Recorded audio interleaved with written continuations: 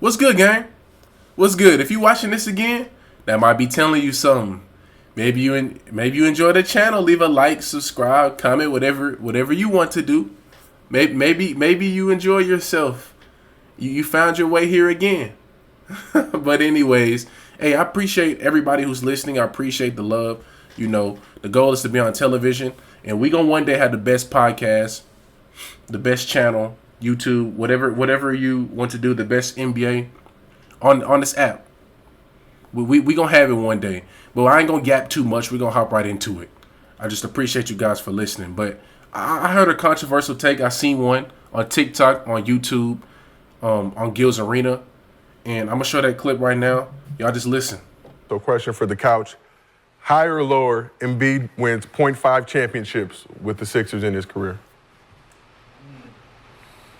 Hey, man. Better going up to the ceiling higher. You taking I think higher? he's going to win more. I think they're going to win more. He's winning the chip. This side of the this couch. team? Lower. Low. Ooh. Lower. Yeah. I'm going to just go history. What dominant big hasn't won one? Will Joel Embiid win another championship? I'm going the under. Fast and just like that, I'm going the under. And let me tell you why. For one, we can't even depend on his durability come playoff time. We just can't. We can't depend on his health come playoff time. And everybody in the East is continuously getting better. The team that they have right now, I feel like it's win now. It's win now for Embiid. Paul George is 34, 35. Tyrese Maxey's very young, but eventually he's going to have the keys because Embiid's 30 years old. Embiid's 30. This is what, 12th, 13th season, somewhere in there, 11th maybe. He doesn't have much time left. Around 35 years old, 34, Embiid's going to be looking on to retiring most likely because of his health. And the East is continuously getting better. The Celtics, the best team in the East, best starting five in basketball. The Bucks, great team. And I haven't even talked about the very, very young teams yet, like the Magic who's on the rise, the Pacers who's on the rise. Look at the Knicks. And quite honestly, I don't even think the 76ers will beat the Knicks in a 7-game series right now today. I don't think that. Embiid's window is now.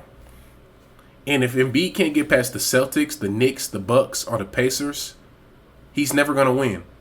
They're just going to continuously get better. I'm telling you, bro, the Pacers are going to get better. The Celtics, they signed these guys to 2, 3, 4, 5-year contracts. I mean, Jason Tatum's going to be there until 2028, 2029. Jaylen Brown's going to be there until probably 2026, 2027, 2028. Kristaps Porzingis is there for a year or two. Derek White just signed an extension. Drew Holiday's going to be there for a few more years. These guys aren't going anywhere. The Celtics, the East is not getting any weaker. His window is now. It's now. If Embiid can't give me one healthy season like Tatum, his championship window, I'm out. They said all the dominant bigs that played this game, they all want a chip, right? Correct. But I mean, the competition we have now is insane. And I haven't even brought up the West yet. I mean, you got to worry about, once you get past the East, you got to worry about the West. You got to worry about Shea. You got to worry about Ant. These are young guys. You got to worry about Luka Doncic. That's younger, 5 years younger than him. You got to worry about De'Aaron Fox maybe if he gets there one day. Domantas Sabonis if he gets there one day. So they're not going. They're not going anywhere. They're just not going anywhere. And he has a 2-3 year window. And if he can't get a chip done in that amount of time, his health, he's going to be 34, 35 years by then. It's the window is closed. These guys, these young guys that are already great now, they're just going to get better. And guys like Ant, they're going to be in their prime. When you're 35, Ant's going to be in his prime. Jason Tatum's going to be smack dead in the middle of his prime. So you have to win now. You have to be healthy now. Your window's closing, Embiid. It's closing. And I'm not too sure I'm buying the championship with him. I'm going the under. I'm going the under. And this is a lot of people like to trash on the NBA, saying it's not better than the NFL, and this is bad basketball. Bro, this is the most competitive we've seen the NBA in years. Last year we had 550 win teams in the West. The East now, the top end of the East, the top 7, they're competitive. You got the Bucks, Pacers, Cavs. The Cavs ESPN had them the second rate team in the East. That's terrible, man. I got them 7. The Cavs are frauds. We're gonna get into them a little later, and later down the road, because when I do the preview on them. But like, you still got to worry about them, especially in the regular season, not much in the playoffs because they're frauds. But you still have to worry about them as a team. The Heat, you got to worry about them, especially when it comes to playoff time. The Hornets, we're going to talk about them a lot during this video. They're going to get better. They're going to progressively get better. The Pistons are actively trying to get better, So, Embiid's window is now. He has the best team he's probably going to have for his career now. He's going to be 31 at the end of the season, man. Like, it's go time, Embiid. I seen you lost 20 pounds, 20 to 25 pounds. We're going to see if he's going to be able to keep them pounds off of him during the season. And you just got to be durable. You haven't had one healthy season yet. And that's all we asked for. We asked for it with Anthony Davis. He gave it to us. Sadly, he can't get past the Nuggets, but he gave it to us. Can you give us one healthy season, Embiid? Your time is now. I've said it like 3, 4, 5 times now, but it's now. You got Maxey. You got George. You got pieces. You got Lowry still there. You got El Oubre. You got, you got Drummond off the bench. You got Jared McCain. Like, this is the top 3 team in the East. You have to get it done. It's that simple. It's that simple. I'm not buying it just yet. I'm going under for now. I gotta see him healthy, and I gotta see him compete. But moving on to LeBron James. So LeBron James goes in the press conference and says he still has a lot in the tank. A lot. And I don't disagree with that at all. LeBron James going into year 22, only 2 guys have done that. Vince Carter and LeBron James. And he just signed a 2-year extension over the summer, and he's going to probably be there 2 years from now. So he's probably most likely going to pass up Vince Carter for the most seasons played in NBA history. That is insane. And this is just a full circle moment because LeBron James has been in the NBA more than I've been alive. You just have to seriously appreciate greatness, man. He's moving like a 23-year-old. He's shooting the best 3-point percentages of his career averages right now. Right now. He's still blocking people. He's still chased down, off the glass like 2016 Bron. When the game's on the line, who do they give it to? They give it to LeBron James.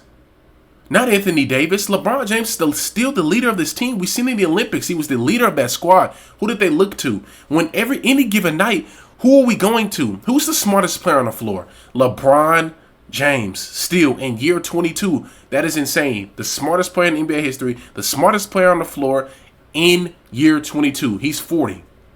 This is a 40-year-old moving around like a 23-year-old.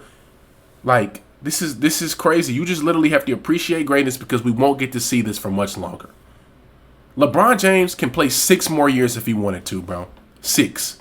In year 3, maybe we'll see a decline then. Because the next 2 years, I don't even think, at 42, I don't think LeBron James will decline.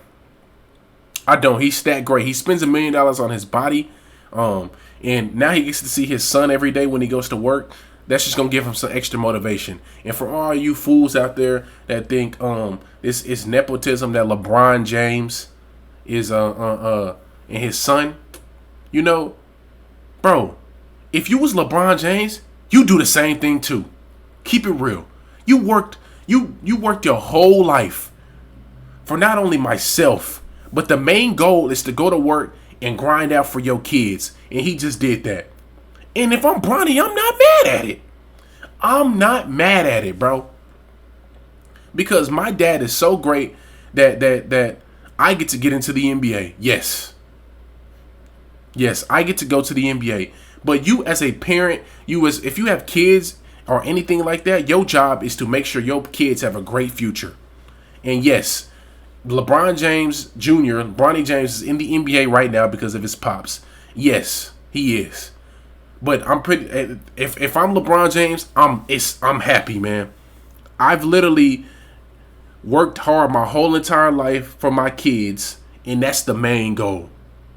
Is to do it for his kids, and that's exactly what he did it. And Bronny just took that opportunity, so he's going to continuously get to learn from the Lakers organization, from his pops, or if he has to. But if I see him on the floor in the in the first game of the season, that's I'm gonna be crying laughing because he shouldn't be playing. But in him and in the NBA, it's a full circle moment, full circle, and I believe him. Lots still in the tank. For any of you thinking that he doesn't, you need to watch basketball some more, bro. LeBron James is still moving like a 23-year-old, and it's insane to see.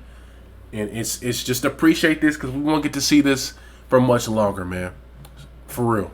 So, previewing the Charlotte Hornets. You can bookmark this video. You can come back to this video. I've said it plenty of times on TikTok Live. Bro, the Charlotte Hornets are making the play-in. They're going to be the 9th seed next year, 8th or 9th seed. They're going to make the play-in. You can't tell me that a roster with LaMelo Ball, with Josh Green, with Brandon Miller, with Miles Bridges, with Mark Williams, healthy is not making the playoffs. You cannot tell me that. Trey Mann off the bench. Grant Williams off the bench. Seth Curry off the bench. Nick Richards off the bench. You can't tell me that lineup is not a play-in team. If they are healthy, they are going to make the play-in. Brandon Miller is a winner. He showed me that last year. He wants to win. He wants to win. When they were going through that little slump, well, lots of slumps. But you know, when they weren't getting back on defense, he shows he wants to win. That's what he does. New coaching, whole new coaching staff. We've yet to see what he can do, but I think he's gonna be a defensive minded head coach. He's gonna want to bring in a coacher. But you can't tell me LaMelo Ball, Miles Bridges, Brandon Miller, fast break and transition, young. That's not gonna be scary. They have a better starting five than the Raptors. They have a better starting five than the Pistons. They have a better starting five than the Nets, than the Bulls, than the teams like that. The top 6 in the East, the top 7 in the East, they're straight. But the 8 through 15, that's mediocre, bro. And you can't tell me the Hornets with the lineup I just named is going to be worse than the Raptors, than the Pistons, than the Bulls, than the Nets, than the Wizards. That's 5 teams already. That's 5 teams. And you have to be 10 through 7 to be in the play-in. So you can't tell me they're not going to be a 10 through 7 seed. I just named you 5 teams that they're going to be better than right there. Like, come on, man. The Pistons. All we got to do is ask LaMelo for a healthy season.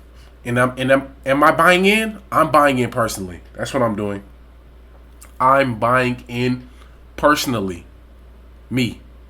I believe in his health. He said in a press conference he's going to be wearing ankle braces, a new kind that he likes.